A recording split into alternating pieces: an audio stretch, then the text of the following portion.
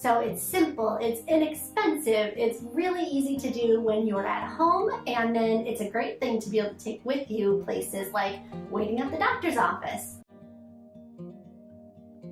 So knitting is so easy to get started. Honestly, all you need is yarn and knitting needles. You can start as a beginner and move all the way to knitting pretty complex projects. So in our family, we believe that God created us to create. He created us in His image. He is creative. We are creative. We just gotta find the thing that we're creative with, right? So here we're always making things with our two hands. We knit, we crochet, we're always coloring. There's always a creative hobby going on here at our house.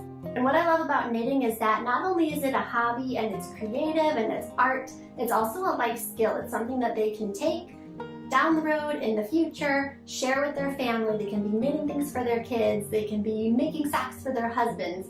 It is a life skill that is super important for kids to have, I think. So if you're unsure if your kids are going to be interested in knitting, think about their other creative activities that they do. So are they into baking? Your child can learn to knit pot holders so that they can go make cupcakes and not burn their hands. Or if they're really into reading, you can have them knit book covers, something nature inspired if they're very outdoorsy. There are so many benefits that I can think of for teaching your kids to knit. Some are funny or just lighthearted, like it's less screen time, it keeps their hands busy in the car so they're not punching each other in the back seat. But the first one I'm going to come to that is very homeschool related is it has to do with math.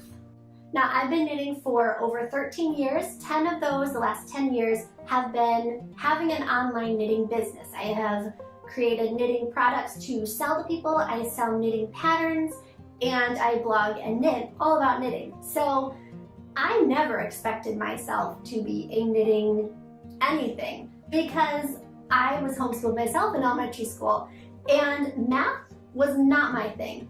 I used to save my math work until my dad got home after dinner time, and he would help me because he was very gifted in math.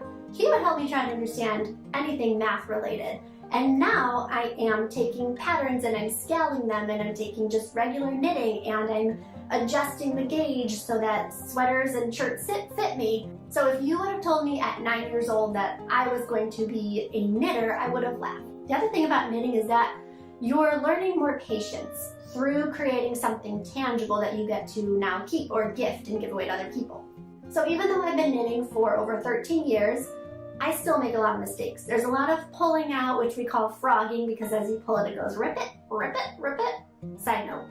But I still make a lot of mistakes, and it doesn't make me stop knitting. I want to push through it. And actually, since I've taught my kids how to knit, that's actually translated to other areas of their lives where I've noticed they are more patient. They can persevere through more things because they wrestled to untangle that yarn and they sat there and tried to learn the new stitch. So like I said, I am a second generation homeschooler. I now have 4 kids who I'm homeschooling. Myself, my oldest is 8, and we've homeschooled from the beginning, and we really in the last 2 years have added knitting to our homeschooling. If you have younger kids than school age, I really recommend checking out the last video I did, which is about favorite picture books that are about knitting, kind of inspiring those younger kids before they're ready to knit.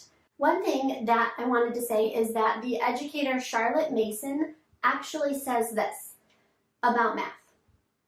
She says, "A living teaching of mathematics is direct and humble, opening a realm of beauty and truth for a child to explore." So knitting math is beyond worksheets. It's beyond memorizing facts. It's actually taking math and totally understanding it, using it to shape things and form things and create things. So maybe your kids won't go on to design knitting patterns, and that's totally okay, but they're going to have that foundational skill of math early on. So unless you've been knitting for a while, you are not going to be able to just pick up some knitting, learn how to do it while you're watching TV. You have to be able to focus and concentrate, which means less screen time. So I really think that kids need to learn how to read a knitting pattern so that they fully understand it before they even pick up the thing that they're going to knit. This is kind of like reading a recipe. We don't just grab the ingredients and just start throwing them in without realizing what the order is, or if you need to fold something in. And I think this really helps our kids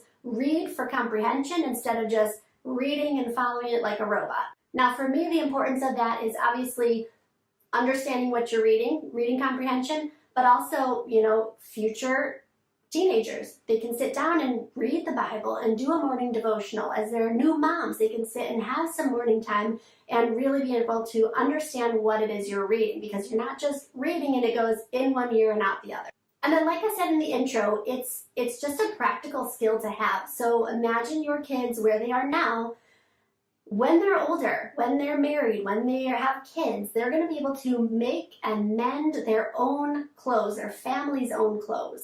And it's such a peaceful and calm thing to do. There's a reason that knitting has been around for as long as it has. It's very timeless. The other good thing is that knitting provides a really good opportunity for kids to serve others, whether it's through gift giving or a charity. So I knit every day. If I kept everything that I knit, then I would be like Madame Blueberry from VeggieTales. You know, the blueberry who lives in the treehouse. She goes to Stuff Mart, brings a bunch of stuff back to her treehouse, and her treehouse does not like that.